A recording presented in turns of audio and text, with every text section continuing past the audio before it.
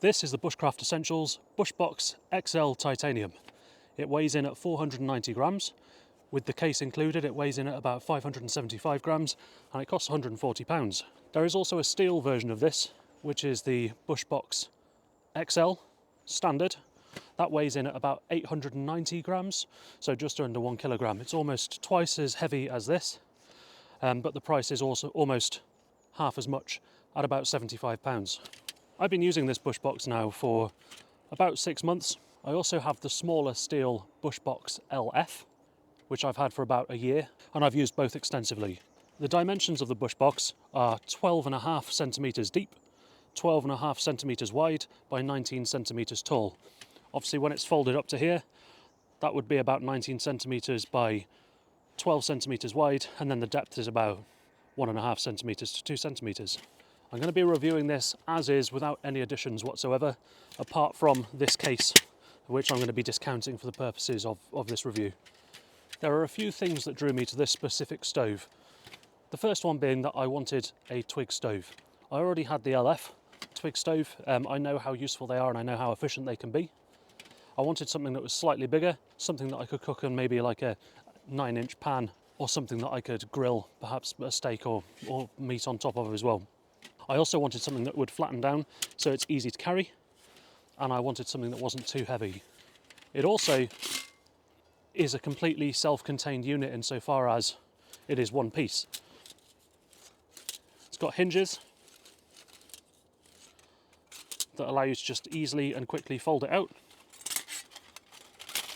and then you shake down the 2 internal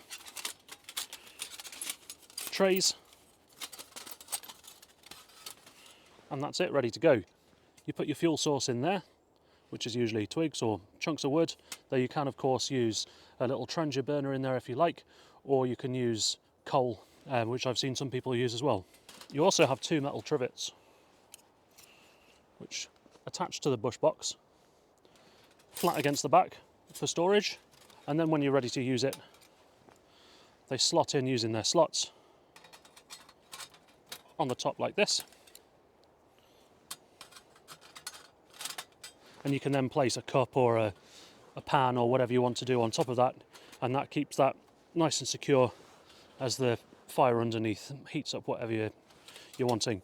Now I have a steel mug which is about 500 millilitres. I tend to fill it up to about 380-ish millilitres for a cup of tea, and that will boil on this in just a couple of minutes. It really does not take long at all. The efficiency of the amount of fuel it uses compared with the heat output is really impressive, and that's all down to that chimney that's created by the shape of the Bushbox.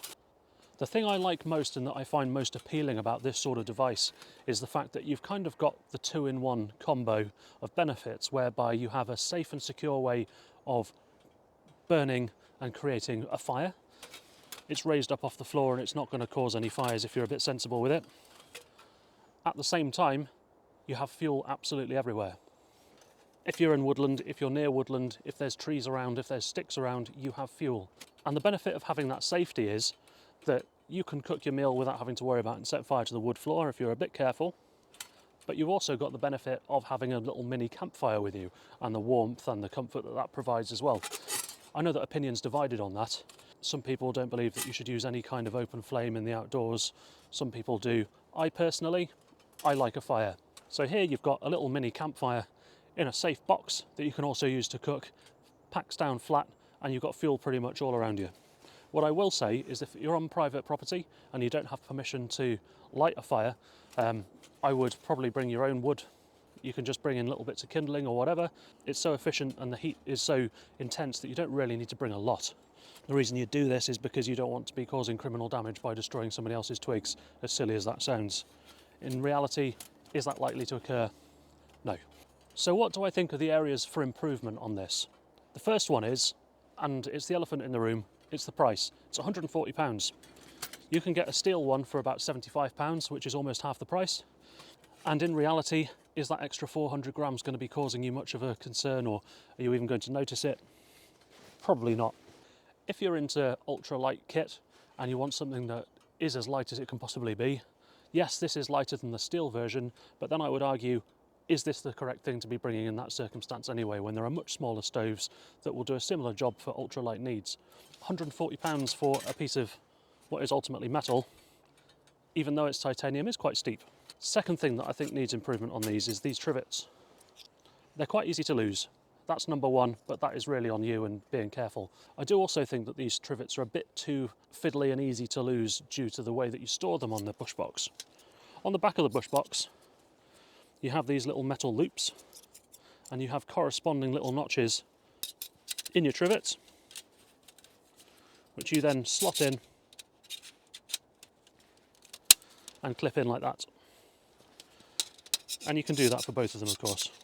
That's how you'd store the trivets when you're not using the Bushbox. The idea behind this I think is quite neat, and I think it's quite a neat way of doing it. It's just the execution on this.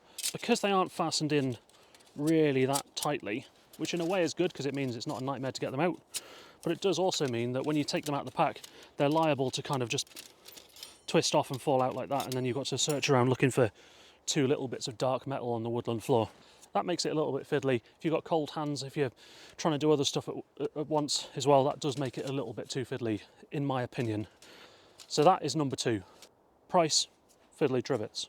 The next thing that I'm not so keen on is this side hatch itself. In one way it's good, because when you've got something on top, you can easily feed fuel in there. Though if you've got something on top, are you going to need that much space to feed twigs in just for cooking purposes? Probably not. A direct competitor to this, which is the Bushbox G2, has a much smaller hatch than this and has no issues whatsoever as far as customers are concerned in getting kindling in there when there's something on top. It does mean that if you've got something on top, you can't feed bigger wood in on the Bushbox, so there is that going for this. But what I would say is the priority for this, which I think is where it's let down, is that if you want to fill this up and have a decent fire in here, it all falls out the side here, and then you're risking coals falling all over the place. And it's also not as good at containing the heat and funneling it upwards in that chimney action. Now that's going to be a design choice that Bushbox have chosen. Personally, I think that the other choice, which the Bushbox has done, is a better choice, with a smaller hatch there where you can build a fire in it properly. I'm also aware that Bushcraft Essentials and Bushbox don't encourage you to build a big fire in here. They say, oh, well, you're not meant to have a big fire in here. The reality is that's what people want. They want a decent fire in here so you can get some warmth, and you want to be able to have a nice cooked steak or whatever you want on top of it, or a cooked pan. You don't want to keep having to feed little twigs in constantly because they keep burning out. You want to be able to build a fire, leave it, let it heat up and enjoy the warmth. Whether that's how it's designed or not, the reality is that is how it's used. And that does bring me on to the final point, because I've not really had any big fires in this because of this window, which means that I would expect this to be holding up pretty well, considering I've been using it pretty much as intended for 6 months. Haven't had it that long. 6 months is long enough to test it, but I wouldn't say it's long enough to have had problems yet. My main problem with this is warping. Bushcraft Essentials say that it won't warp if it's used in normal conditions. I have been using it in normal conditions to give it a fair shot, but it has also warped. My steel Bushbox LF hasn't warped.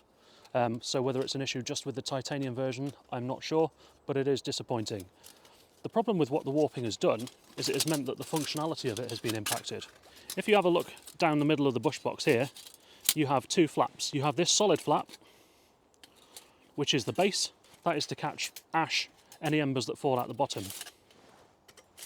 You have these two slots here, which has two corresponding little pokey bits on the bottom, and they are meant to slot into there and hold that in place.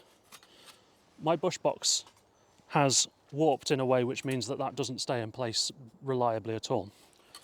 You also have a second layer in here, which is this perforated layer of metal, which is the layer that you build your fire on. So that's what the coals and the burning sticks are going to be on.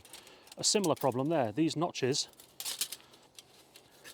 which line up into these slots, due to the warping, don't stay in place. Now the reality of that is that I have a Bushbox that on the floor does that.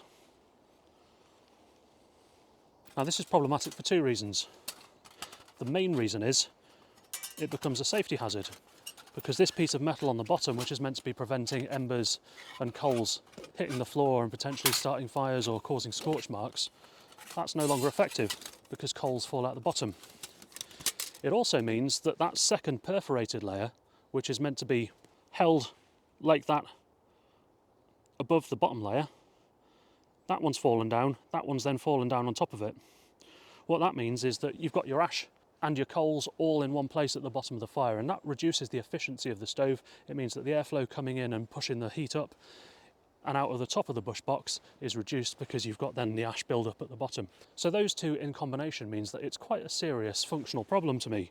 Rather than sitting like that, you've got the two metal flaps down like that. As I said, I've not had this issue with the steel LF, whether that's because of the size and the dimensional difference, or whether it's because the steel's less likely to warp. I don't know. All I can say with first-hand review is that it has done that on this. And for £140, I'm not sure that's good enough. So, to summarise, would I recommend this? Unfortunately, the answer is kind of. If £140 isn't that much money to you, and you can afford to spend £140 and have some minor inconveniences from it and maybe not be as happy with your purchase as you otherwise would be, fair enough. We've all got different amounts of money. To some people that's not much, to some people it's a lot. If £140 is a lot to you, and it's a reasonable chunk of money to most of us, I would say until they can guarantee that this doesn't warp, I wouldn't recommend it. I don't think I can recommend it in this state. Not the titanium one. The steel one, the LF, which I have, I am still perfectly happy with. Yeah, it's smaller.